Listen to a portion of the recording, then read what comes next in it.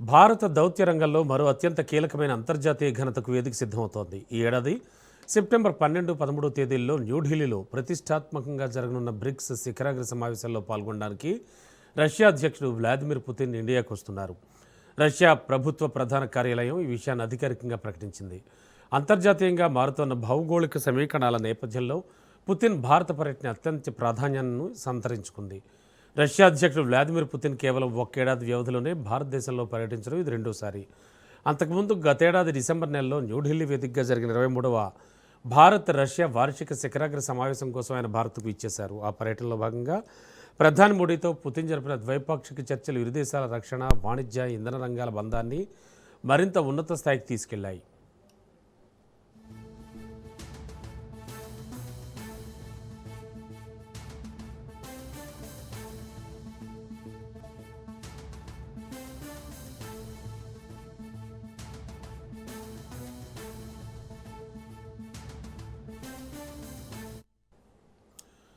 ప్రస్తుత 2026 సంవత్సరానికి గాను బ్రిక్స్ కూటమి అధ్యక్ష బాధ్యతల్ని భారతదేశం ప్రతిష్టాత్మకంగా నిర్వహిస్తోంది.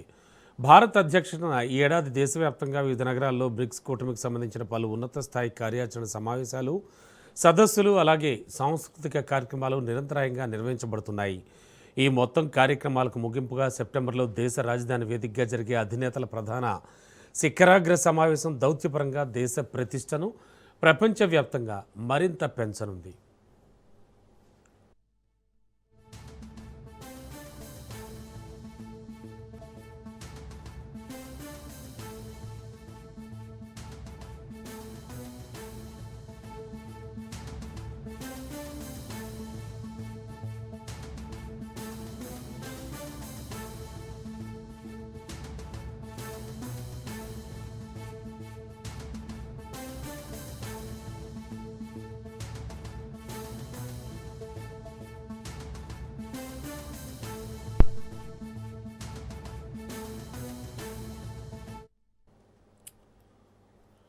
భారత దౌత్య రంగంలో మరో అత్యంత కీలకమైన అంతర్జాతీయ ఘనతకు వేదిక సిద్ధమవుతోంది. ఈ ఏడాది సెప్టెంబర్ 12, 13 తేదీల్లో న్యూఢిల్లీలో ప్రతిష్టాత్మకంగా జరగనున్న బ్రిక్స్ శిఖరాగ్ర సమావేశాల్లో పాల్గొనడానికి రష్యా అధ్యక్షుడు వ్లాదిమిర్ పుతిన్ ఇండియాకి రానున్నారు.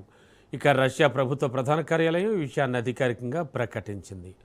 ఇక ఇదే అంశానికి సంబంధించి లేటెస్ట్ ఇన్ఫో అందించడానికి మా కరెస్పాండెంట్ సైదులు సిద్ధంగా ఉన్నారు. సైదులు, ఆల్రెడీ ప్రపంచవ్యాప్తంగా నెలకొన్న పశ్చిమాసియా యుద్ధ మేఘాలు కావచ్చు, ప్రస్తుత పరిస్థితుల దృష్ట్యా రష్యా ఇండియా మైత్రి చాలా కీలకం. మరి ఈ నేపథ్యంలో మరోసారి ఇండియాకి రానున్నారు బ్రిక్స్ సమావేశం సందర్భంగా. సో ఇదంతా మనకి ప్లస్గా అనుకోవచ్చా, ఎట్లా చూడాలి?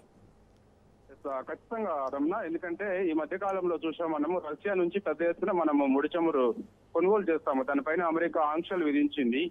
సో దీనిపైన అందరూ కూడా పెద్ద ఎత్తున విమర్శలు చేశారు. అమెరికా అధ్యక్షుడు డొనాల్డ్ ట్రంప్ అవలంబిస్తున్న తీరు పట్ల పెద్ద ఎత్తున విమర్శలు వచ్చాయి. అమెరికా ప్రజలు కూడా ఆయన అవలంబిస్తున్న తీరుని తీవ్రంగా ఖండించారు. కానీ ఇప్పుడు ఈ సమయంలో పశ్చిమాసియాలో ఉద్రిక్తల నేపథ్యంలో ఇలాంటి సమయంలో రష్యా అధ్యక్షుడు వ్లాదిమిర్ పుతిన్ భారత్ కు రావడం సంతోషదగ్గ పరిణామం అని చెప్పేసి అందరూ భావిస్తూ ఉన్నారు. సో అంతర్జాతీయ ప్రపంచవ్యాప్తంగా ఇదే విషయం ఎక్కువగా వినిపిస్తూ ఉంది. ఎందుకంటే రష్యా అధ్యక్షుడు వ్లాదిమిర్ పుతిన్ భారత్ కు రావడం పట్ల అనేక అంశాలకు సంబంధించి ఎంఓయూలు చేసుకునే అవకాశం ఉంటుంది అని కూడా పెద్ద ఎత్తున చర్చ జరుగుతుంది. సో దీనిపైన అధికారిక ప్రకటన చేయనప్పటికీ మాత్రం రష్యా అధ్యక్షుడు వ్లాదిమిర్ పుతిన్ భారత్ పర్యటన అధికారికంగా ఉన్నదని చెప్పేసి రష్యా ఇప్పటికే ప్రకటన చేసింది. కాబట్టి రష్యా అధ్యక్షుడు వ్లాదిమిర్ పుతిన్ భారత్ లో పర్యటించేటప్పుడు అనేక అంశాలు ప్రధానంగా చర్చ చేసే అవకాశం కనిపిస్తుంది. ఎందుకంటే ప్రస్తుతం ప్రపంచవ్యాప్తంగా నెలకొన్నటువంటి సమస్యలు, ఎందుకంటే అందరికీ తెలుసు ప్రపంచవ్యాప్తంగా ఇప్పుడు అమెరికా లాంటి దేశం కూడా దాదాపుగా ఒక్కసారిగా పెట్రోల్ రేట్లు 50 నుంచి 100 రూపాయలు పెంచాల్సిన పరిస్థితి వచ్చింది. కాబట్టి సో ఇలాంటి అగ్రరాజ్యాలకు కూడా తప్పట్లేదు. కాబట్టి ఇప్పుడు భారత్ కు రష్యా అధ్యక్షుడు వ్లాదిమిర్ పుతిన్ రావడం పట్ల అనేక అంశాలపైన చర్చ జరిగిన తర్వాత కొన్ని అంశాలకు సంబంధించి ఎంఓయూలు చేసుకునే అవకాశం ఉంటుందని చెప్పేసి కూడా వార్తలు అయితే వస్తున్నాయి. సో ఇది మంచి పరిణామం అని కూడా అంటున్నారు. ఎందుకంటే సో ఇప్పుడు మనకి దాదాపుగా 6-7 నెలల పాటు ఒక సంక్షోభం తలెత్తుతుందని చెప్పేసి కూడా స్పెక్యులేషన్స్ వస్తున్నాయి. సంక్షోభం వస్తుందా రాదా అనే విషయం పక్కకు పెడితే స్పెక్యులేషన్స్ మాత్రం పెద్ద ఎత్తున వస్తున్నాయి. ఇప్పటికే ఉన్నటువంటి నిల్వల ఆధారంగా నిల్వలే మాత్రమే పెట్రోల్, డీజిల్ సరఫరా అవుతుంది. ఇక తర్వాత చాలా క్లిష్టమైన పరిస్థితి ఏర్పడుతుందని చెప్పేసి కూడా వార్తలు వస్తున్నాయి. ఇప్పటికి బంగారం విషయంలో కూడా కొనుగోలు చేయొద్దని చెప్పేసి కూడా అంటున్నారు. సో దాని తర్వాత ఎండి కంప్లీట్ గా బ్యాన్ చేశాము. సో ఇలాంటి పరిస్థితుల్లో రష్యా అధ్యక్షుడు వ్లాదిమిర్ పుతిన్ భారత్కు రావడం పట్ల అవసరమైతే రష్యా నుంచి పెద్ద ఎత్తున మనం కొన్నిటికి దిగుమతి చేసుకునేందుకు ఎంఓలు చేసుకునే అవకాశం ఉంటుంది. సో ఇలాంటి పరిణామం జరగడం కూడా మంచిదని చెప్పేసి కూడా అంటున్నారు Ramana. Yeah, thank you Saidulu.